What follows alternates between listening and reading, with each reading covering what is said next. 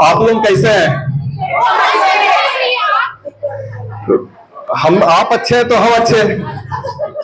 त्योहारों की मस्ती में मस्त है बस।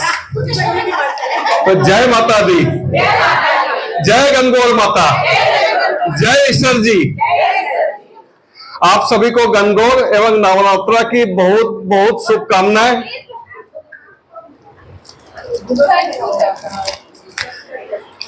एक बार श्री राम जी लक्ष्मण जी से बोले, लक्ष्मण मेरे और सीता के बीच में एक विवाद हो गया है, तुम न्याय करो।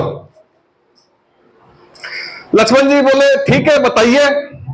तब श्री राम जी ने कहा मैं कहता हूं कि मेरे चरण सुंदर है, पर सीता कहती है कि उनके चरण सुंदर है। लक्ष्मण अब तुम ही फैसला करो, क्योंकि तुम दोनों के चरणों की पूजा करते हो, किसके चरण सुंदर है। लक्ष्मण बोले आप मुझे इस धर्म संकट में मत डालिए, मैं तो बेचारा छोटा आदमी, मेरे को कहां आप फंसा रहे हैं। तब श्री राम जी ने समझाया तुम चतुर हो, निर्भय होकर कहो जो तुम्हें समझ में आता है, किसके चरण सुंदर हैं। श्री राम के चरणों को दिखाते हुए लक्ष्मण जी बोले इन चरणों से आपके चरण सुंदर है माता। सीता जी बहुत खुश हो गई। फिर लक्ष्मण जी ने राम के चरणों को दिखाते हुए बोले भगवान राम के चरण है तभी आपके चरणों की कीमत है। अब राम जी खुश हो गए। तब लक्ष्मण जी फिर बोले आप दोनों की खुश होने की जरूरत नहीं है, आप दोनों के चरणों के अलावा भी एक चरण है जिसके कारण ही आपके चरणों की पूजा होती है, वह है आचरण। आपके चरण सुंदर है तो उसका कारण आपका महान आचरण है। यहां उपस्थित आप सभी का आचरण बहुत ही अच्छा है और बहुत सराहनीय है, और जब आपके चरण मेरे घर में पड़ते हैं तो हमारा पूरा परिवार स्वयं को बहुत भाग्यशाली मानता है। एक बार फिर आप सभी को बहुत बहुत बधाई।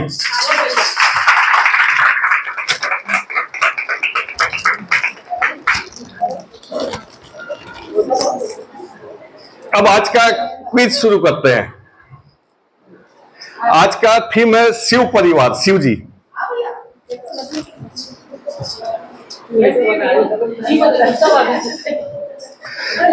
हिरण्यकश्यप को मारने के लिए भगवान विष्णु ने नरसिंह का अवतार लिया, नरसिंह जी का अवतार लिया, और उसे मारने के बाद भी जब भगवान विष्णु का क्रोध शांत नहीं हुआ तब भगवान शिव ने विष्णु भगवान का क्रोध शांत करने के लिए किस रूप में अवतार लिया?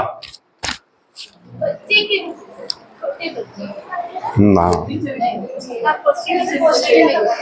हिरण्यकश्यप को मारने के लिए भगवान विष्णु ने नरसिंह अवतार लिया था, और उसे मारने के बाद जब भगवान विष्णु का क्रोध शांत नहीं हुआ तब भगवान शिव ने विष्णु भगवान के क्रोध को शांत करने के लिए किस रूप में अवतार लिया? माने अवतार लिया ताकि विष्णु भगवान का गुस्सा को शांत किया जाए।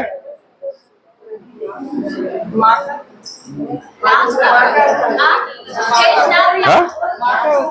ना, हाँ? ना, और कोई?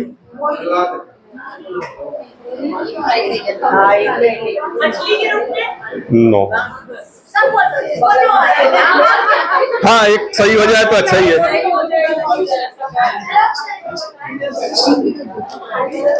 पंडित जी बताएंगे, पंडित जी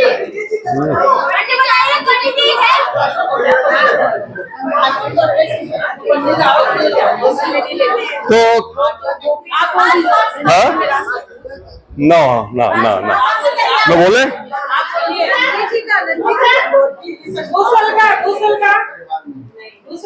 ना, तो बोले फिर हम बोले सर्वेश्वर, सर्वेश्वर का अवतार लिया जिसको सर्व अवतार भी बोलते हैं। नाग नहीं है ना, अब मैं बता रहा हूं, इसके बारे में डिटेल से बता रहा हूं। हिरण्यकश्यप के वध के बाद भी जब भगवान विष्णु का क्रोध शांत नहीं हुआ तभी देवगण भगवान शिव के पास पहुंचे तथा विनती की, अगर भगवान विष्णु के क्रोध को जल्दी शांत नहीं किया गया तो धरती फट जाएगी और घोर प्रलय आ जाएगा। फिर भगवान शिव ने सर्वेश्वर अवतार लिया। सर्प अवतार भगवान शिव का एक शक्तिशाली एवं भयानक रूप है। इस अवतार में भगवान सर्प के 12 पैर तथा शरीर के 3 भाग, सिंह, मनुष्य एवं विशाल पक्षी का है। भगवान शिव ने भगवान नरसिंह को अपने पंजों में जकड़कर आकाश में उड़ गए और आकाश का चक्कर लगाते हुए युद्ध करते रहे। धीरे धीरे जब भगवान नरसिंह का क्रोध शांत हुआ, तब भगवान शिव से क्षमा मांगी और नरसिंह अवतार को त्याग कर फिर से विष्णु के दिव्य रूप में समाहित हो गए।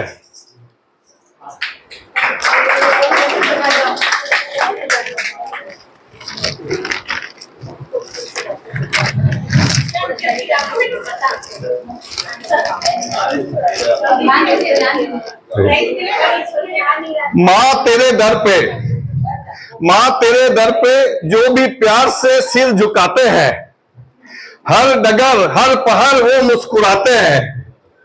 खुशी हो या गम हर पल गुजर जाते हैं, पर मां बेटी का रिश्ता है जो जिंदगी के बाद भी रह जाते हैं।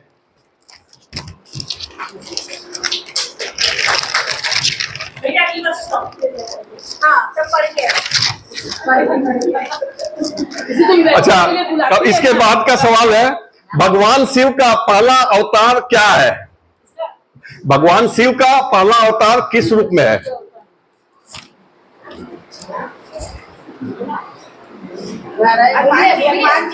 बोलिए। हाँ,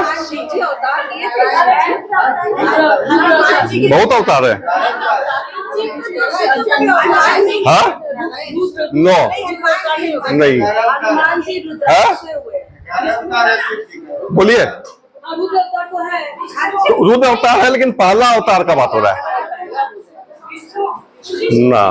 विष्णु शिव जी का कैसे हो जाएंगे? हाँ, हनुमान जी 11वां अवतार है। हाँ ना, हाँ, परशुराम भी नहीं। परशुराम तो विष्णु जी का अवतार है। हाँ, अर्धनारीश्वर भी नहीं। हाँ, वीरभद्र। कौन बोला वीरभद्र? आइए, आप आइए, एकदम सही, वीरभद्र।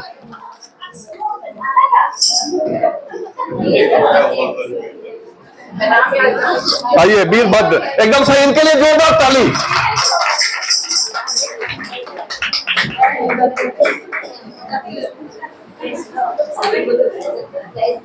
आइए,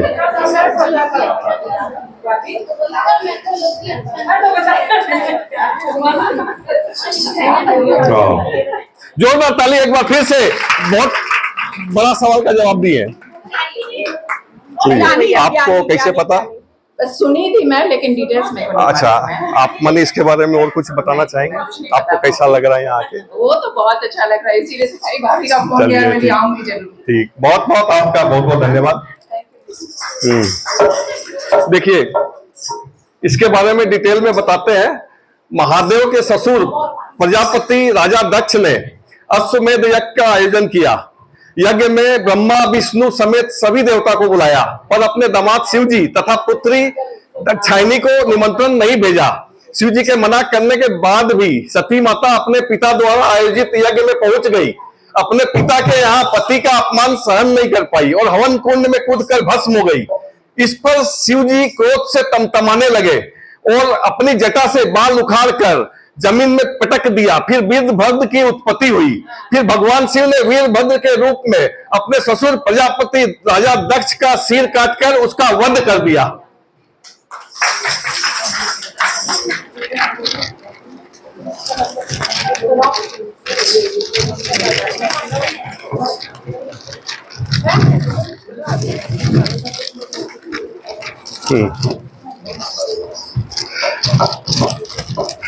चलिए, क्या पहली क्या आखिरी, क्या पहली क्या आखिरी, मां हर सांस तुम्हारी है। हम तो मां है तेरे और मां तुम हमारी है। बेटियां तो आ गई, माँ अब बारी तुम्हारी है, बेटियां तो आ गई, माँ अब बारी तुम्हारी है। माँ का रिश्ता ही है ऐसा जो हर रिश्ते पर भारी है।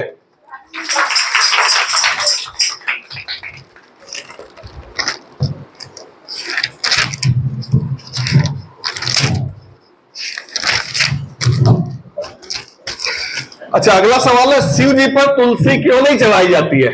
उनको श्राप था। श्राप लगा हुआ था। श्राप लगा हुआ था। किसका? वो तुलसी जी उसकी आइए आइए, आप आ जाइए, आप आ जाइए, आइए आप आ जाइए। इनके लिए ताली, जोरदार ताली। धक्का मार देंगे। नहीं, हम अभी उसको दिखा दे शिव शक्ति में। अभी हम देखते हैं शिव शक्ति रेगुलर। बहुत बढ़िया, इनके लिए जोरदार ताली।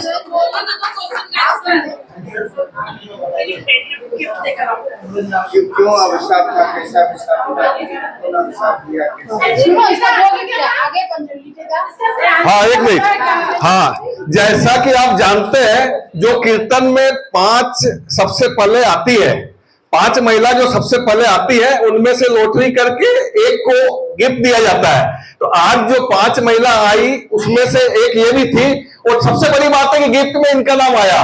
तो ये 5 पहले अटेंडेंस की गिफ्ट आज इनको मिल रही है, इनको डबल गिफ्ट एक साथ मिल रही है। इसके लिए बहुत बहुत ताली, बहुत बहुत ताली।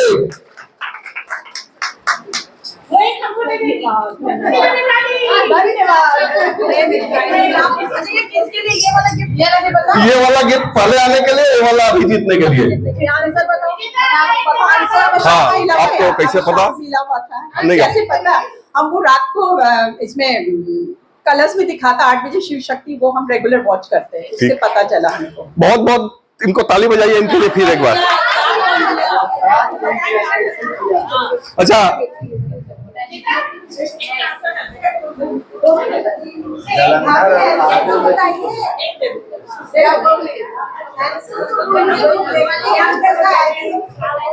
अब हम इसके बारे में विस्तार से बताते हैं। जलंधर नामक राक्षस का आतंक पूरे देवलोक में फैल गया था। सभी देवता उससे डरने लगे थे। जलंधर की पत्नी वृंदा भगवान विष्णु की परम भक्त थी एवं पतिव्रता स्त्री थी। जलंधर का वध करने के लिए भगवान विष्णु, शिव एवं जलंधर के बीच युद्ध भी हुआ, पर देवता उसे नहीं मार सके। उसका कारण था जलंधर की पत्नी वृंदा का पतिव्रता धर्म। जब तक वृंदा की पवित्रता भंग नहीं होती, उसके पति जलंधर का वध करना नामुमकिन था। तब एक बार भगवान विष्णु जलंधर का रूप धारण कर वृंदा के पास पहुंचे। वृंदा को लगा कि उसके पति है और भगवान विष्णु संग पति जैसा व्यवहार करने लगी। वृंदा का पतिव्रता धर्म भंग होते ही जलंधर की शक्तियां कम हो गई और भगवान शिव ने उसका वध कर दिया। जब वृंदा को सच्चाई पता चली तो उसने भगवान विष्णु को पत्थर की शिला बन जाने का श्राप दिया, जिसे हम शालिग्राम जी के रूप में जानते हैं। भगवान विष्णु के श्राप के कारण वृंदा कालांतर में तुलसी बनी। तुलसी को श्रापित होने के कारण और उसके पति की शिव जी के द्वारा हत्या होने के कारण तुलसी शिव जी को नहीं चढ़ती है।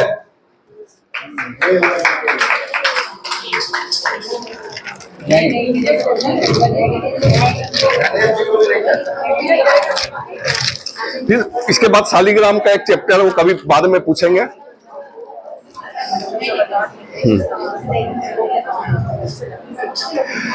आपके चरणों की धूल से, आपके चरणों नहीं सॉरी भूल बोल दी, अपने चरणों की धूल से, अपने चरणों की धूल से मां मेरा आंचल सजा दे।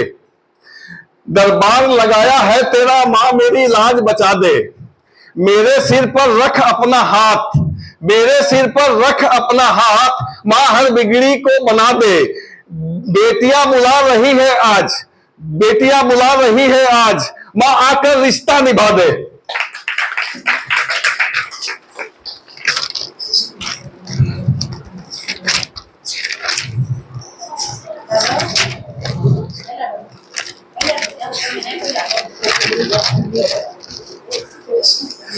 अच्छा, अगला सवाल है, पहला ज्योतिर्लिंग कौन सा है? सोमनाथ। आप सबसे पहले बोले, आइए सबसे पहले हम माने क्वेश्चन कंप्लीट नहीं हुआ। हाँ, तो बहुत बहुत बढ़िया है ये।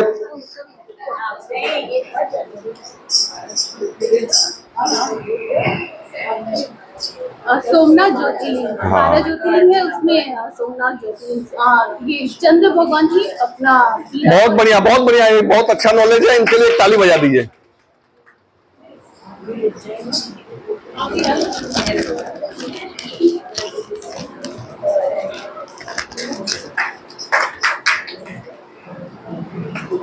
देखिए विस्तार से बताते हैं। पुराणों के अनुसार एक बार सती माता के पिता एवं शिव जी के ससुर वो प्रजापति दक्ष ने चंद्रमा को श्राप दिया कि धीरे धीरे उसका तेज कमजोर हो जाएगा।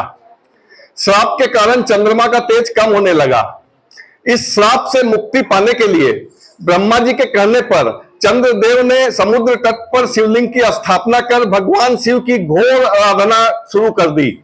चंद्रमा की तपस्या से प्रसन्न होकर भगवान शिव ने उन्हें दर्शन दिए और राजा दक्ष के श्राप से मुक्ति प्रदान की तथा उन्हें अमर होने का वरदान दिया।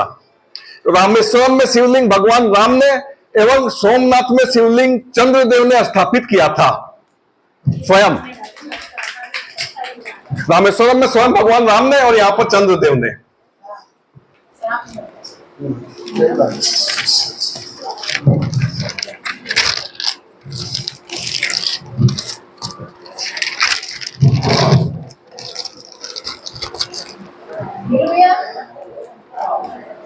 मां जगत जननी तू इस सृष्टि की पालनहार है। तेरे आंचल में ही पूरे जीवन का सार है। जिसके पैरों तले बसता ये पूरा संसार है। जिसके पैरों तले बसता ये पूरा संसार है। सिर झुकाकर मां भवानी तुझे हमारा नमस्कार है।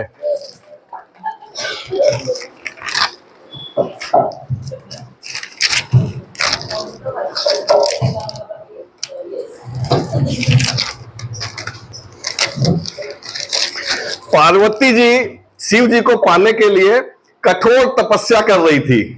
तब शिव जी ने पार्वती जी की परीक्षा बोले या उसके निश्चितता को परीक्षा लेने के लिए किसे भेजा था? ना आप मैंने काय के लिए सब बोले? हाँ बोलिए वो तो अगली बार बोले ना। मगरमच्छ का कहानी दूसरा है ना। नारद जी भी नहीं। ब्राह्मण का उद्धार क्षत्रिय। हाँ क्षत्रिय का शिव जी की परीक्षा लेना। पार्वती जी की परीक्षा लेना ब्राह्मण का उद्धार। हाँ ना बोलिए किसे भेजा था?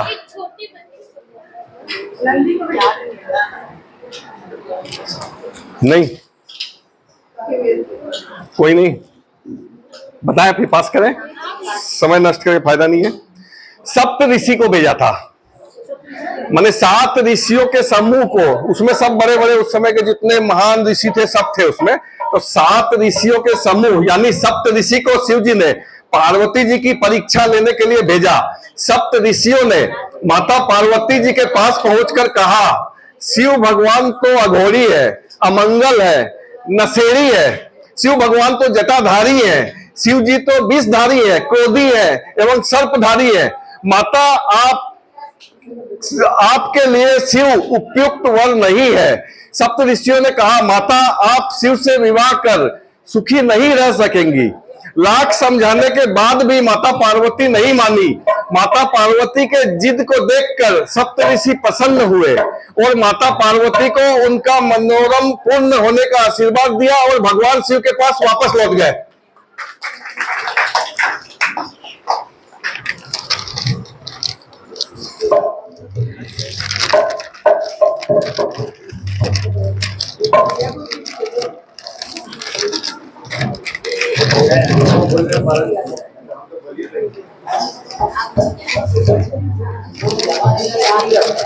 अच्छा अब एक तो सवाल है, अभी अयोध्या में राम लल्ला की मूर्ति में, अयोध्या में राम मंदिर है, उसमें राम लल्ला की मूर्ति में भगवान विष्णु के कितने अवतार को दिखाया गया है?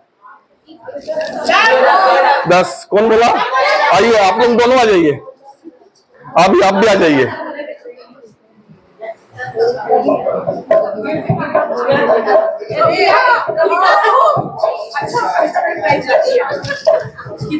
बहुत अच्छा है, बहुत अच्छा लग रहा है। आप लोग मैंने बहुत कुछ मैंने सीख नॉलेज रख रहे हैं, ये बहुत अच्छा है। इसके लिए ताली बजा दीजिए जोरदार तरीका से।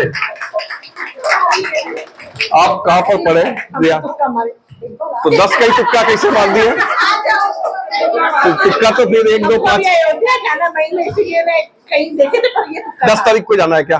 अच्छा ठीक है। आप किससे अच्छा फोटो में देखे तो इसको मैंने ध्यान दिए, मतलब ये ध्यान देके फोटो देखी। फोटो तो सब देखा होगा, एक भी है जो फोटो नहीं देखा है, लेकिन इनका मैंने तो इनका सीरियसनेस के लिए एक बार ताली हो जाए। सीरियसनेस के लिए एक बार ताली हो जाए।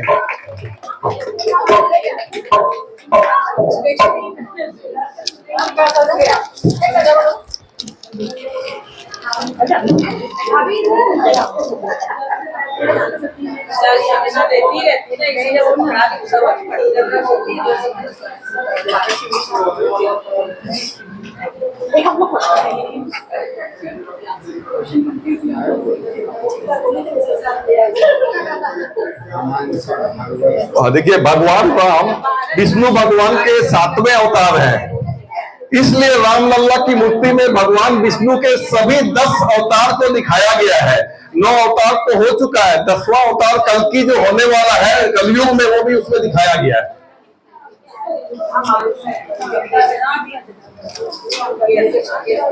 अच्छा ये सवाल तो आप सब जानते होंगे, फिर भी मैं पूछता हूं क्योंकि खत्म करना अब जल्दी। शिव जी की आधी परिक्रमा क्यों दी जाती है? पूरी परिक्रमा। हाँ बोलिए। जब कार्तिक जी फेरे लगा करके आते हैं तो प्राइज उनको तो गणेश जी को नहीं दिया जाता है। तो गणेश जी क्या करते हैं, तो कार्तिक जी पूरे घूमने चल जाते हैं, पूरे भ्रमण करने लग जाते हैं और गणेश जी खाली अपनी मम्मी को घूम कर लेते हैं। तब ना इसमें नहीं है, ये नहीं है, नहीं ना ये नहीं है। आप बोलिए। इसलिए कि जब परीक्षा लिए शिव जी की तो बोले कि चारों तरफ जो सब फेरी लगाते हैं ना, ये नहीं है। हाँ नहीं ये भी नहीं है।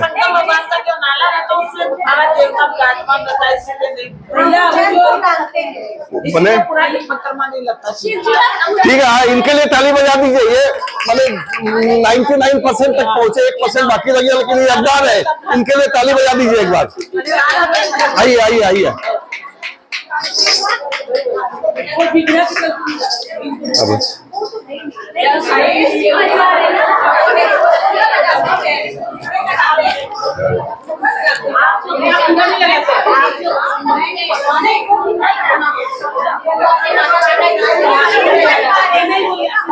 नहीं हम बता रहे हैं, अभी बताएंगे।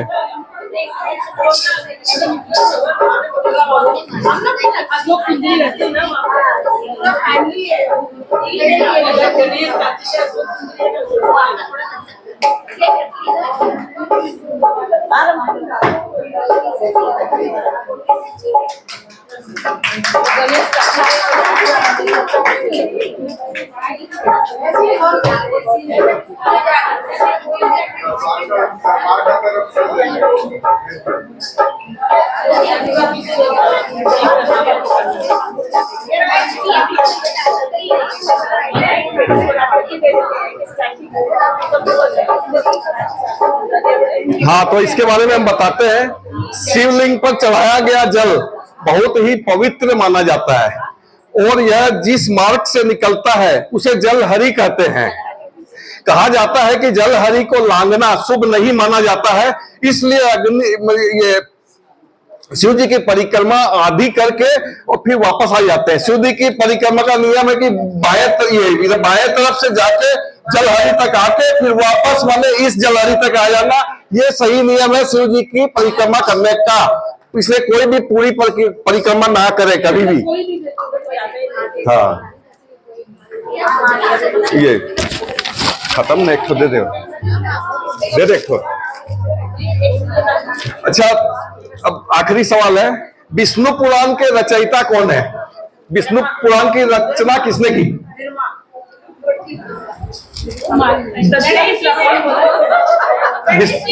नो, गणेश जी ने महाभारत की रचना की थी। ना, नारद जी भी नहीं, ब्रह्मा जी भी नहीं, वाल्मीकि भी नहीं। हाँ? हाँ? नो, ना। हाँ? किसने? सूत जी भी नहीं। माने है कोई, लेकिन आप पहुंच रहे हैं नजदीक, लेकिन सूत जी नहीं है। हाँ? हाँ?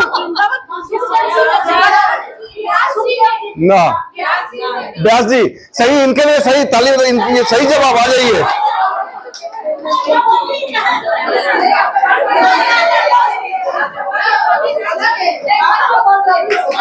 बिल्कुल सही जवाब। वेद व्यास जी ने मैंने विष्णु पुराण की रचना की। और चुप बोलिए। कौन? तब चुपचाप से नहीं होगा, बस हम लोग के पास ना। तो ठीक है, इनके लिए ताली बजा दीजिए। ये बहुत जोरदार जवाब दिए एकदम। आज का ये आखिरी क्विज का जवाब दिए, इनके लिए जोरदार ताली बजाइए।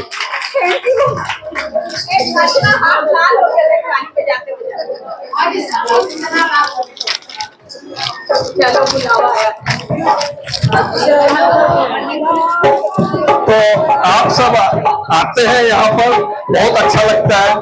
ऐसे ही आते रहिए। हम लोग इसके बाद नेक्स्ट ये दुर्गा पूजा के समय में फिर एक बार जमा होंगे, नया क्विज, नया सीरीज और नया जोश के साथ। तो धन्यवाद।